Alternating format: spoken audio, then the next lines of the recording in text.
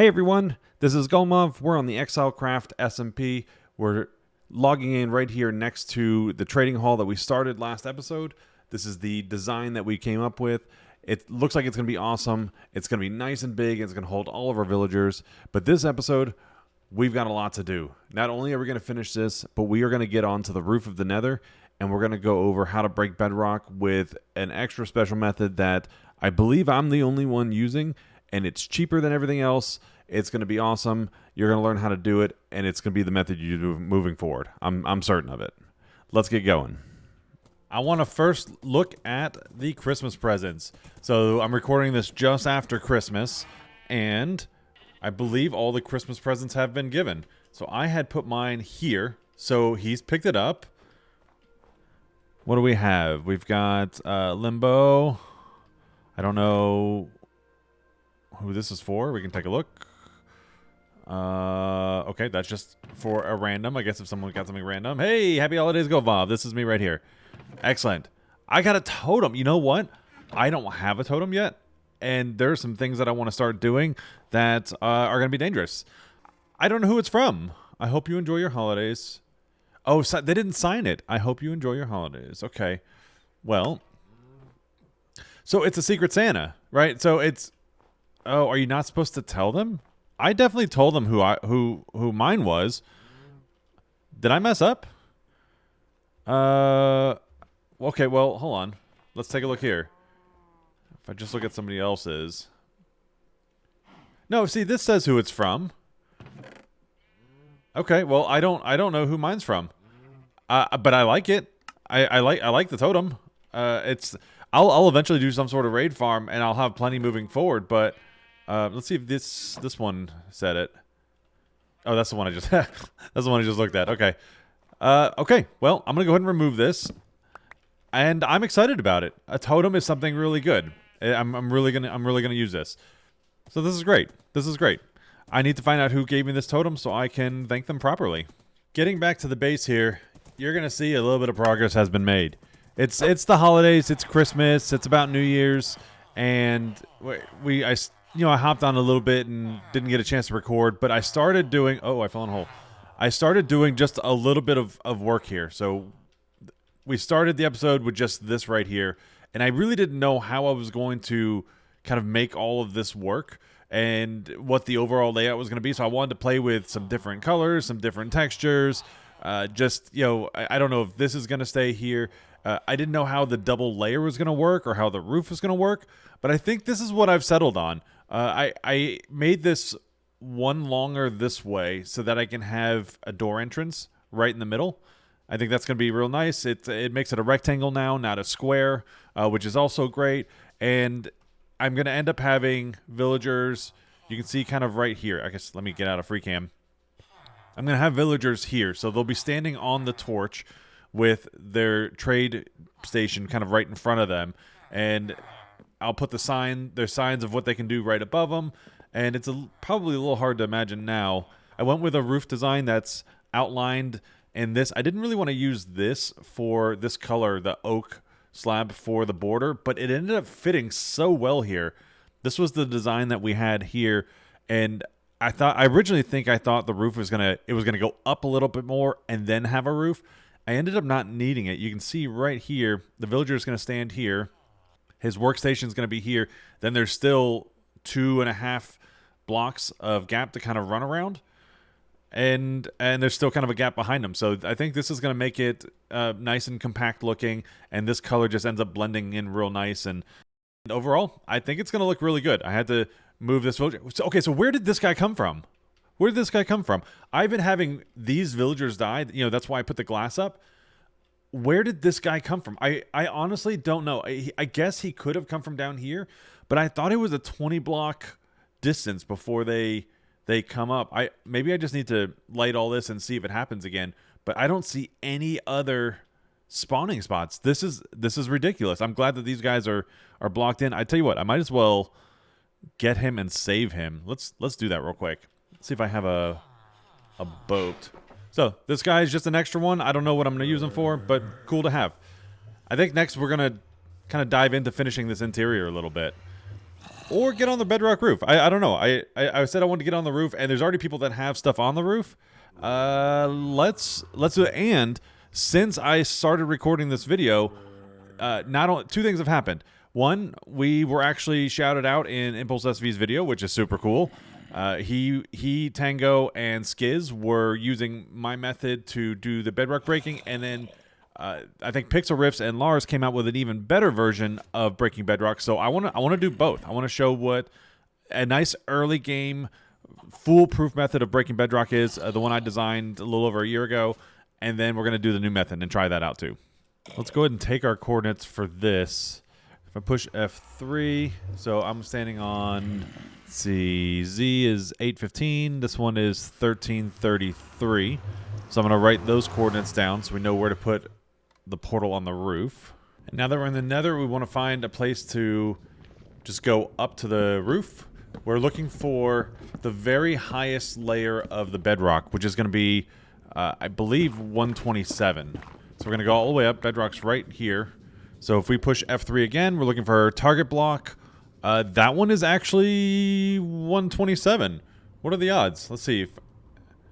Yeah, that's the top block. Wow, this is amazing.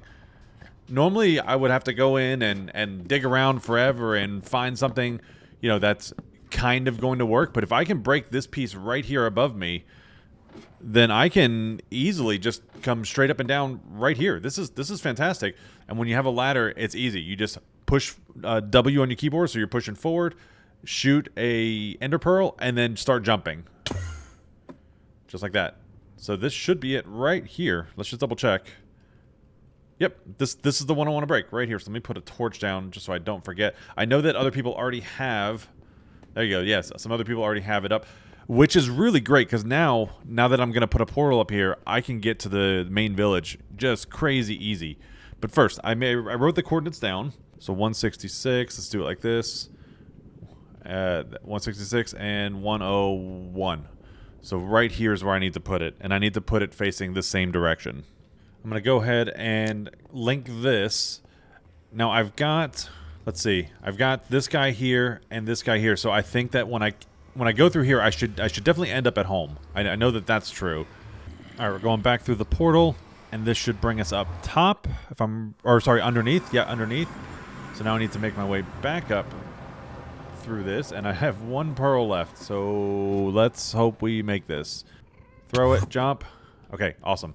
So this is going to be the method that I've got a video on my account. You can see it up until last week. Literally, this is by far the easiest method for breaking bedrock. I developed this a while back. This method's super easy.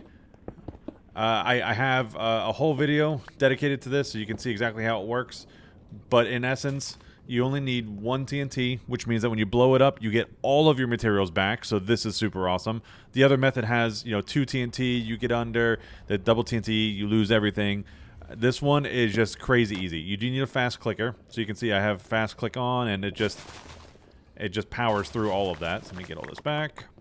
Just like the other one, you go under here, and once you extend it, so the piston, you put the piston there and go. So let's just do it. See if I can do it first try. Fast click on, click, and yeah, I believe that probably did it. Let's see. This method is just incredibly reliable, and this is why Impulse and Skiz and all of them were doing it. There, that's awesome. And you can see I got all my stuff back. I still have 3 pistons. I still have the trapdoor. I still have this, and I still have all my redstone. The only thing I lost was 1 TNT. So now I've got this done. I didn't even break the portal. So let's go down here.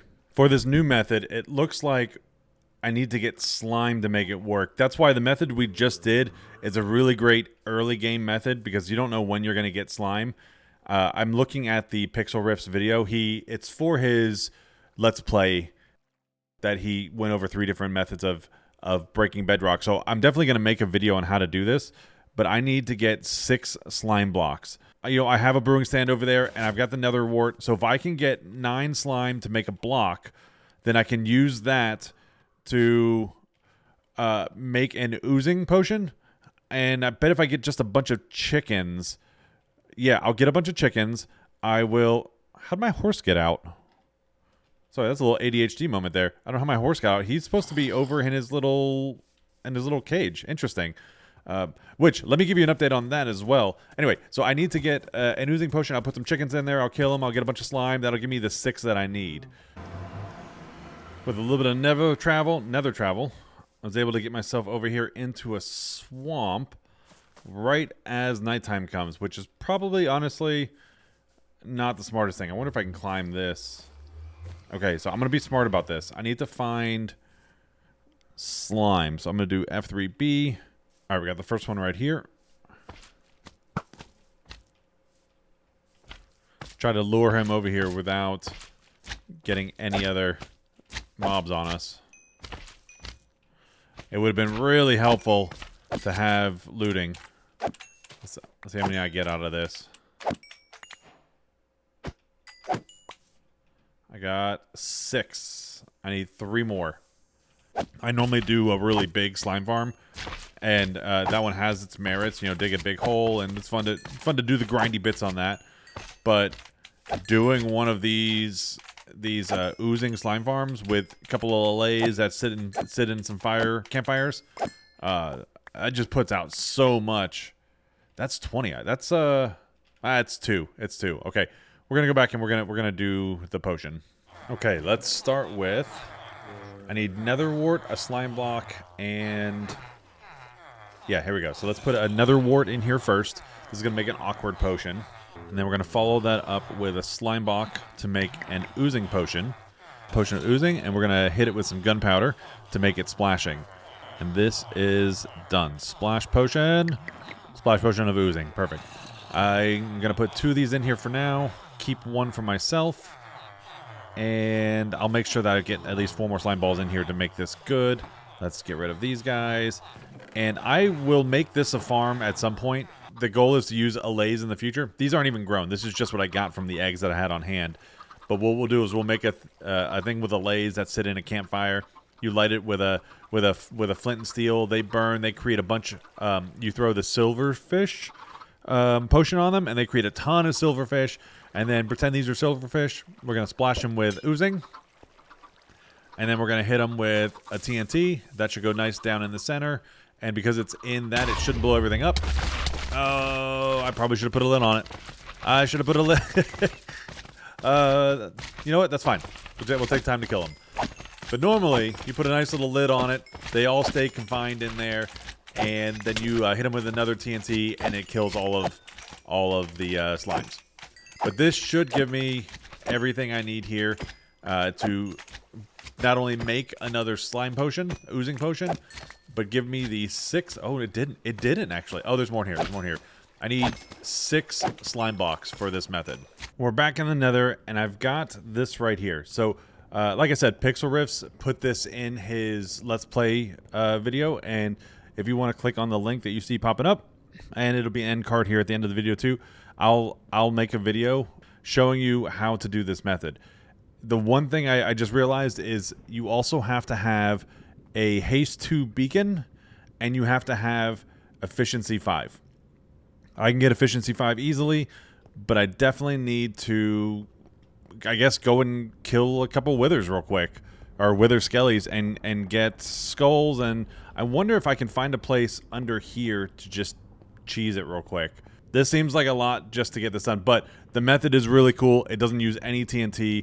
It's almost instantaneous and perfect every single time. So I definitely want to show you how to do this. The method that we used here, definitely an early game method. It works really easily. You saw how easy it was. First try, nothing special. Didn't lose any materials except for 1 TNT. I love it. That video is also going to be at the end of this video and in the description, so feel free to check it out. I would appreciate it. We actually need to go on a little bit of a side quest. So I went ahead and found this guy. It's a looting 3. And then I got a sword here. Combined it a little bit and got sharpness 4, looting, knockback. We need to get wither skeletons. This method with breaking bedrock requires more. I'm going to get a few wither skeleton skulls, and I'm not going to bore you with everything, but I do want to quickly just go over what, is required. So this new method, it's definitely not for, oh, watch out. It's definitely not for early game. You need to have a lot of stuff. And one of those things is going to be a haste 2 beacon. And with a haste 2 beacon... Oh, here we go. Okay, as I was saying, with a haste 2 beacon and an efficiency 5 pickaxe, that's the only way we can make this work. So we're still looking for here, number 2, Wither Skelly number 2. So, as I was saying, we have the efficiency 5 pickaxe, and we just need to get these Wither Skeleton skulls so that we can make ourselves a beacon. And here's number 3. Okay. I went ahead and cleared out this area right here. We're going to cheese the Wither with a bunch of iron golems. I've actually never done this before, and so I brought a lot. I brought enough to do 7, or 12, so that's 6 right there. 1, 2, 3, 4, 5, 6. That's 12 total. Let me just line up these top ones. All right. And, okay, let's fill these up. And what I'll do is I'll summon in the Wither. Okay, I'm going to summon in the Wither with these guys out. There's the last one. Okay, so he's starting, so let me put... But, okay, it looks like they're getting caught inside each other. Okay, one more. Ah, I keep missing. Okay, let's do this last one. And that one's missing a block. Okay, there's another one. Oh, man, these guys are getting stuck inside here. How am I... Let me get this last one right here. Push him out of the way. Go, go, go. Oh, he's almost dead. He's almost dead. I didn't even do anything. Okay. Let me get this another star. There we go. That was so much easier. And we got some free diamonds out of it. This is definitely the best method. All right, we're back here. Let's quickly put this together. That's a beacon for you. And now we're putting together our haste 2 beacon. Let's throw this guy right on top.